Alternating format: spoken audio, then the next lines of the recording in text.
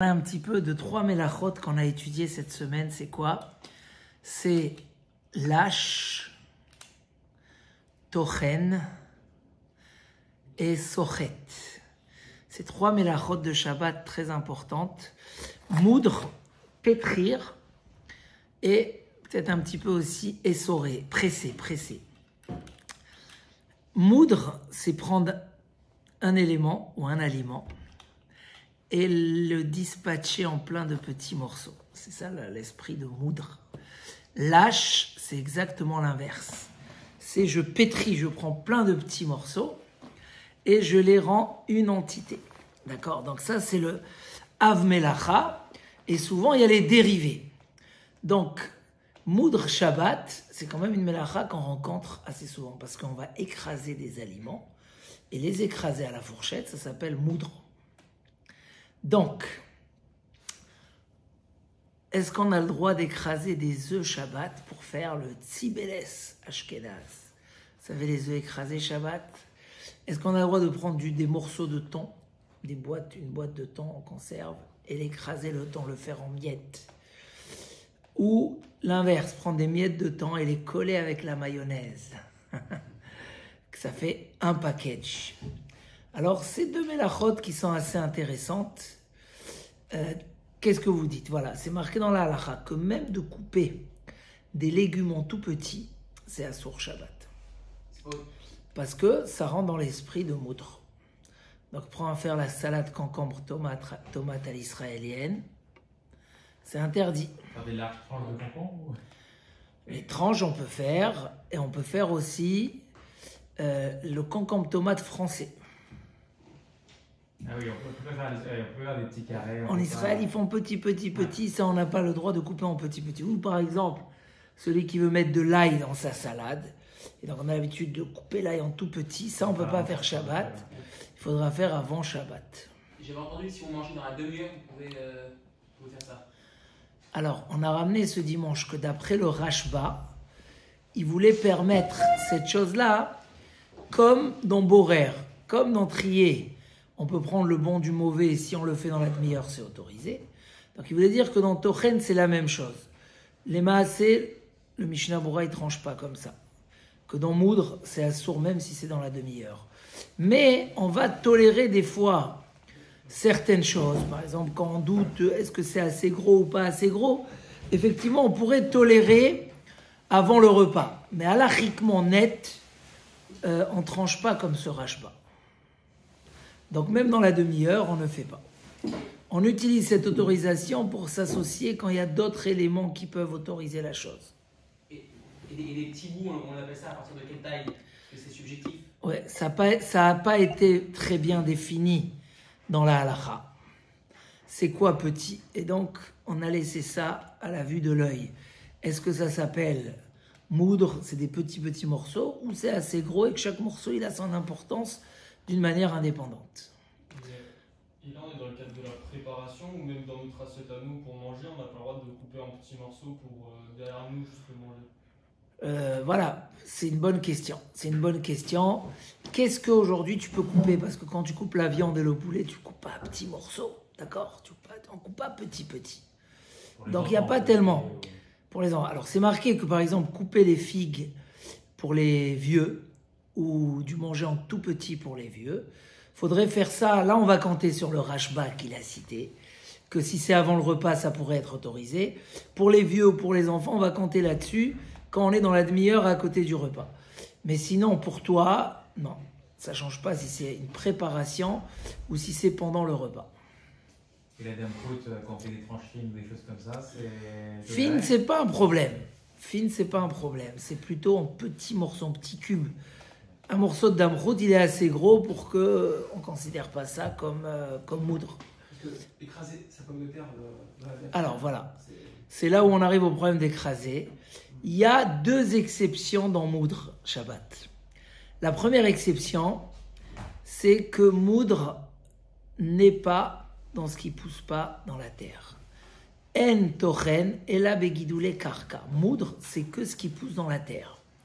Donc qu'est-ce qui pousse dans la terre?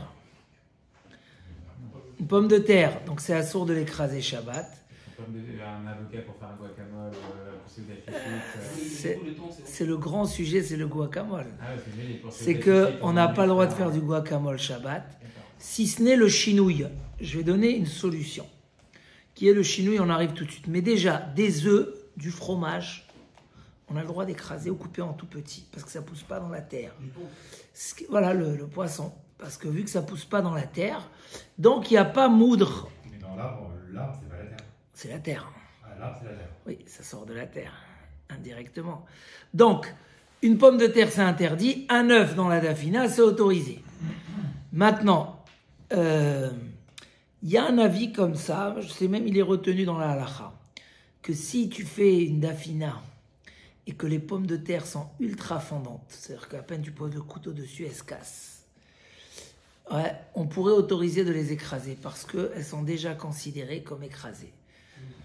Et là arrive la deuxième règle. En tochen achar tochen. Dans moudre, il n'y a pas moudre après moudre. Donc un biscuit que tu veux écraser dans le yaourt, tu peux. Parce que c'est vrai que c'est de la terre, c'est du blé. Mais il est déjà moulu une première fois. Donc il n'y a pas moudre après moudre. La pomme de terre, quand elle est vraiment fondante et elle se casse presque tout seul, c'est marqué dans les poskim qu'on pourrait l'écraser parce que ça s'appelle qu'elle est déjà écrasée. Mais sinon, on ne peut pas. La même chose, dans ce qu'on a dit que ce qui ne pousse pas dans la terre, on peut écraser, c'est uniquement avec une fourchette. Mais on ne peut pas utiliser des ustensiles spécialisés. Comme par exemple, le gratte-fromage là. Un truc. Oui, c'est une râpe. Même si elle n'a pas une forme de râpe, etc. C'est juste gratté. Ça, c'est un autre problème. De base, ça devrait être autorisé parce que les œufs et le fromage ne poussent pas dans la terre. Mais on n'utilise jamais des ustensiles spécialisés qui nous ramènent à Ouvdin Dechol. C'est quoi Ouvdin Dechol? Ouvdin Dechol, c'est une notion dans Shabbat qu'on ne doit pas faire des choses qui ressemblent trop à la semaine, au jour profane. Donc se mettre à prendre un truc comme ça et gratter, même si dans la chose, il n'y a pas la notion de moudre et que c'est pas une melacha, mais la façon de le faire, c'est comme une façon qu'on fait dans la semaine. Et donc c'est pas un issour minatora, c'est un issour des Rabbanan qui est Ouvdin Dechol, l'habitude de la semaine. Donc du coup, par exemple, peler une tomate, quelque chose avec un économe, c'est interdit. Et que ça pousse dans la terre, et c'est un ustensile spécialisé. Une carotte, par exemple. Économe. Parce que ça pousse dans la terre et c'est un ustensile spécialisé. Donc il y a deux raisons d'interdire. Mais économe pour l'éplucher ou pour la couper? Pour l'éplucher. Non, t'enlèves le mauvais, non? L'économe, c'est un problème de borer. C'est un problème de trier. On n'a pas le droit de trier avec un ustensile. Tu peux trier avec les mains le bon du mauvais, pour tout de suite. Mais l'économe, il est interdit de toutes les façons à cause du problème de trier. Et mais si, je ne sais pas si on fait beaucoup parce que la peau de la carotte, elle est comestible. Ouais, donc, la carotte spécialisée. Oui, mais dans tous les cas, avec un couteau, avec un ustensile spécialisé, c'est interdit. Les trois, pour trier de la façon autorisée, c'est avec les mains. Donc la fourchette, c'est comme la main, parce que c'est une prolongation. C'est pas un ustensile qui est fait spécialement pour trier. Pour tout de suite, et le bon du mauvais. Ça, c'est les règles pour trier. Donc, pour moudre, voilà. Avec un ustensile spécialisé, on peut pas. Donc on ne peut pas râper du fromage, Shabbat, même avec une râpe manuelle. Donc, moudre, toute chose. Alors, le grand problème, le guacamole. C'est un sujet qui prend beaucoup de l'ampleur. D'une manière générale, le guacamole se prépare avant Shabbat. Et pour qu'il reste vert, il faut trouver du citron, des idées, etc. Mais, il y a quand même aussi encore une tolérance dans moudre. C'est intéressant qu'il y a beaucoup de tolérance dans moudre. C'est si je fais un chinouille. C'est quoi un chinouille? C'est un changement. Un changement de l'habitude. C'est-à-dire si je prends le manche de la cuillère et j'écrase avec une banane ou du guacamole. Moudre avec un chinouille, c'est autorisé Shabbat. Ils n'ont pas interdit.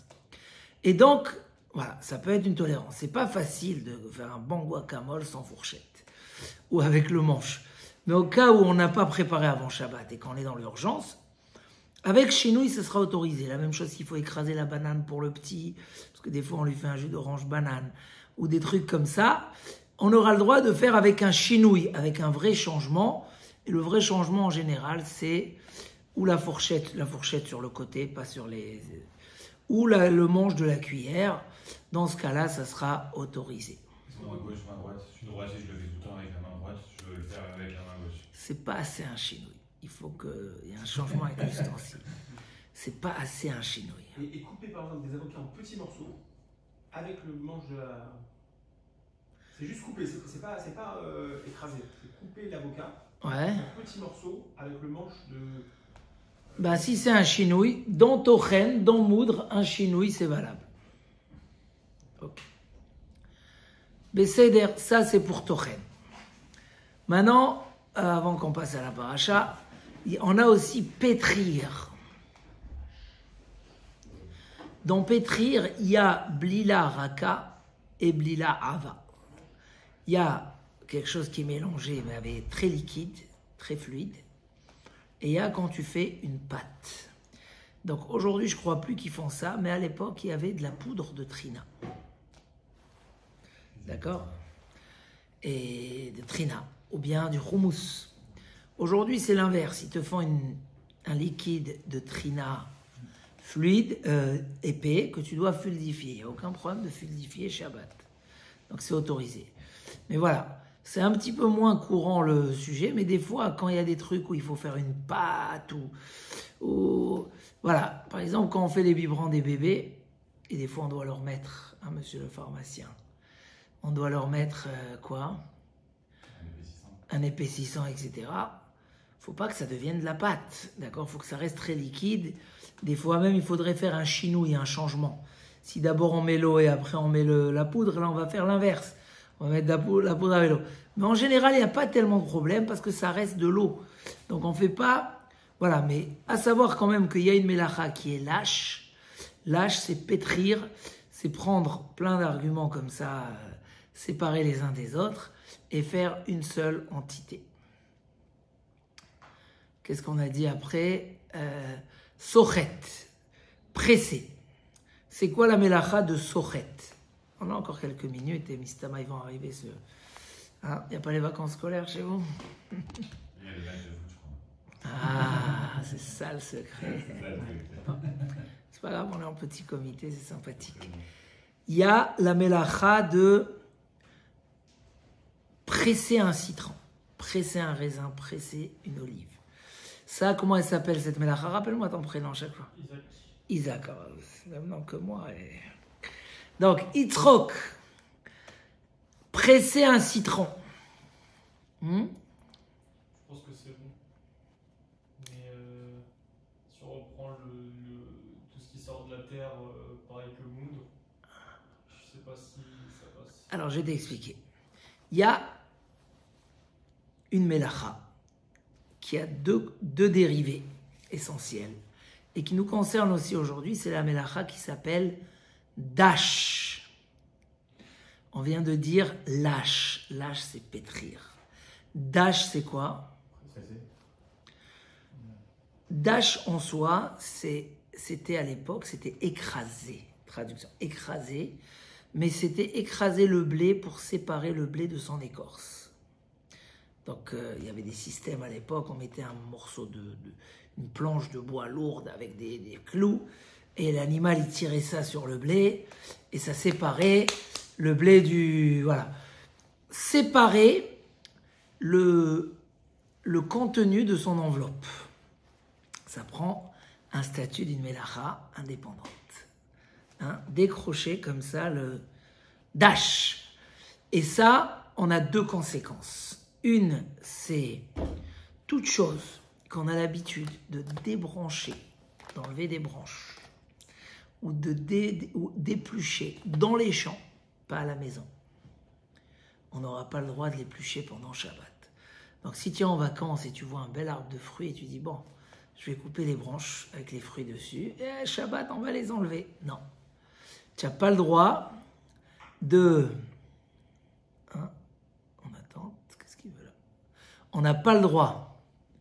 Hein, on n'a pas le droit de quoi?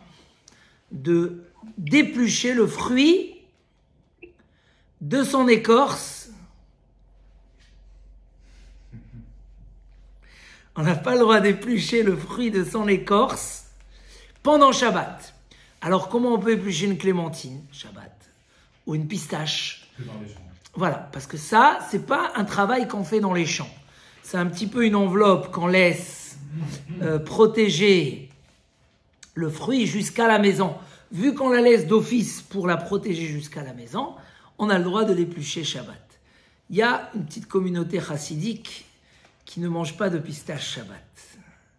Parce qu'eux considèrent qu'aujourd'hui, les pistaches, on les épluche dans les champs aujourd'hui.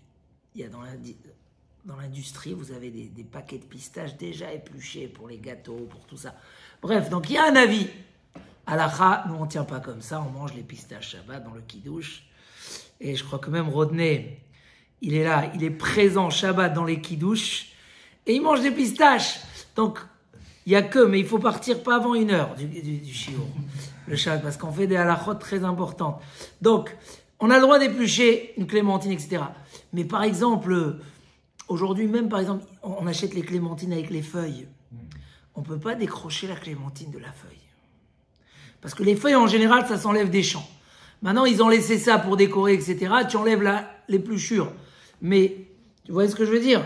Donc, on enlève l'épluchure, mais on laisse le... En fait, tu enlèves le truc avec l'épluchure. Tu ne l'enlèves pas indépendamment. Voilà, c'est ça la notion de dash, qui était séparer le fruit de son contenu. Ça, c'est la première dérivée. C'est pas très courant. Parce qu'aujourd'hui, il y a très peu de choses qu'on va amener avec les branches à la maison. En revanche, on a un autre dérivé de dash qui est plus courant, c'est presser les fruits. Et là, quand tu enlèves le jus du citron, ou quand tu veux presser une orange, ça s'appelle enlever le contenu de son enveloppe.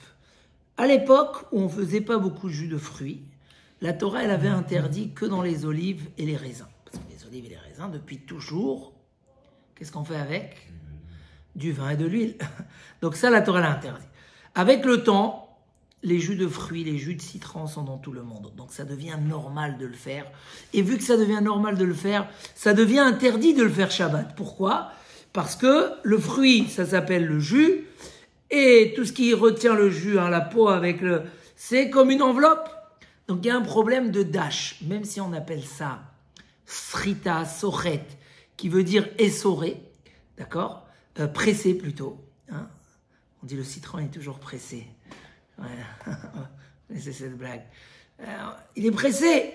Donc, c'est Assour Shabbat. Alors, comment on va faire quand on veut faire une citronnade ou quand on veut assaisonner une salade? Hein, comment on fait? On va presser sur de la nourriture. Et alors? Et là, la règle qui vient et qui nous dit Mashke haba leochel keochel dami. Quand il y a un liquide qui vient pour du manger, c'est comme du manger. Quand tu as pressé le liquide, pas pour prendre le liquide, mais pour le mettre dans ton manger. Donc c'était du manger et c'est resté du manger. Donc ça enlève le statut de dire je suis en train d'enlever le contenu de son enveloppe. Non. Je verse dans du manger. Et là, ça sera autorisé. C'est pour ça que Shabbat, on presse du citron, mais sur du manger. Si quelqu'un veut faire une citronnade, il ne peut pas. La seule chose qu'il peut faire, c'est qu'il met une couche de sucre dans son verre, sucre en poudre. Il verse dessus sur le manger et que ça mouille le sucre. Voilà, il ne faut pas que ça déborde. Dès que ça commence à devenir comme du liquide indépendant, c'est problématique. D'accord? Donc, on a le droit de presser un fruit ou du citron dans de la nourriture, mais on n'a pas le droit de presser d'une manière indépendante. Et dans de l'eau, ça ne marche pas. Si je mets d'abord l'eau dans un verre et que je mets Non, le citron... ça ne marche pas parce que tu l'as rendu du liquide, du coup tu l'as enlevé de son enveloppe, et c'est la mélacha de Dash. Voilà pour le côté halachique de ce soir.